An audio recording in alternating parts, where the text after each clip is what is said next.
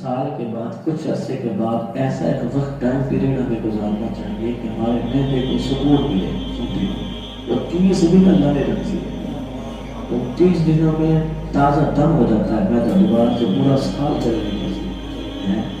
اتنا فائدہ ہے. پھر ایکسٹرا جو ہے کیلوریز جو ہے ہمارے جسم میں جمع ہوتی رہتی ہے. مثال کے ہم نے زیادہ کھایا، جسم کو ضرورت تھی ایک روٹی کی، ہم نے کھا لی 2، اور پھر ہم نے 2-4 چیز اور بھی کھا لیتے ہیں، پھر دیکھو وہ بھی کھا لیں وہ بھی کھا لیں، اب وہ کہاں جائے گی؟ جمع ہوگی نا جسم میں. تو جب انسان کھاتا نہیں ہے اس وقت ایک مخصوص عرصے کے بعد وہ پگھلنا شروع ہوتی ہے، جسم کو لگنا شروع ہوتی ہے. تو 30 دن مسلسل جب بندہ اس حالت میں گزارتا ہے کہ روزہ رکھتا رہتا ہے، اس کا اندر کا سارا نظام جو ہے کولیسٹرول وغیرہ اور دیگر جو آج کی بیماری ہیں جیسے بلڈ پریشر ہے، جیسے شوگر ہے، معدے کی پرابلم ہے، آنکھوں کی پرابلم ہے، نفسیاتی مسائل ہیں، یہ سارے جڑے ہوئے ہیں آپس میں ایک دوسرے سے. ان کا سب کا حل اللہ ضرور کی طرف سے کر دیا جاتا ہے. ہمارے نبی کریم صلی اللہ علیہ وسلم نے جو فرما دیا ہے، ہمارا امام ہے صوموا تصحوا، تو روزہ رکھو گے صحت مند ہو جاؤ. ٹھیک ہے، تو روزے میں فائدے ہی فائدے ہیں، لیکن روزے میں بھی فائدہ کب ہوگا جب روزہ رکھے میں سر رکھنے کا حق ہے.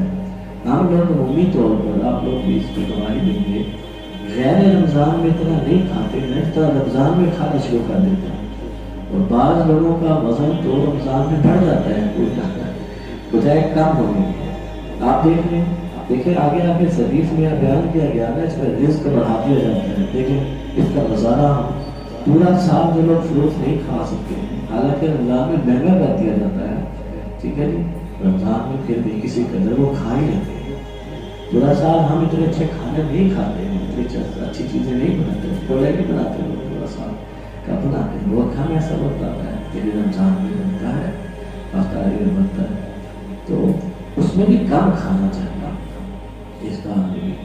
اور اگر کوئی ڈاکٹر دیکھ لے اور باقی دیکھ لے، جی اللہ تعالیٰ ہی ہے، ہم کیسے صحیح سلامت روزے گزار لیتے ہیں. ورنہ روزوں میں جو ہم حاصل کرتے ہیں افطاری کے وقت علمان والا حدیث بالکل صحیح طریقہ نہیں ہے کھانے کا جس طریقے سے ہم کھاتے ہیں. میں ایک 2 منٹ اس پہ لگا کے پھر آگے نکل جاتا ہوں. پانی اتنا زیادہ پیتے ہیں، وہ بھی ٹھنڈا پانی، وہ بھی رنگ برنگے پانی، بس 3-3 4 رکھے ہوتے ہیں، 15 منٹ رکھ کے پہلے بیٹھ جاتے ہیں. نہیں، بہت زیادہ پانی نہیں ہے.